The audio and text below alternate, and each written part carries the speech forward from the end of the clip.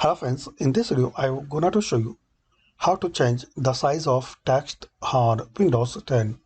So friends, to change the size of text on your Windows 10 PC or laptop, so click on Start. Here you will find option Settings. So click on this gear icon. Now you need to click on Ease of Access,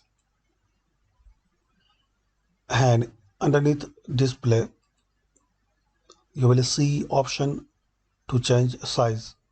Just you need to slide and you will see sample text is changing. So select as your requirement, and after that click on apply like this. So this is a quick and easy method to change the size of text in Windows 10.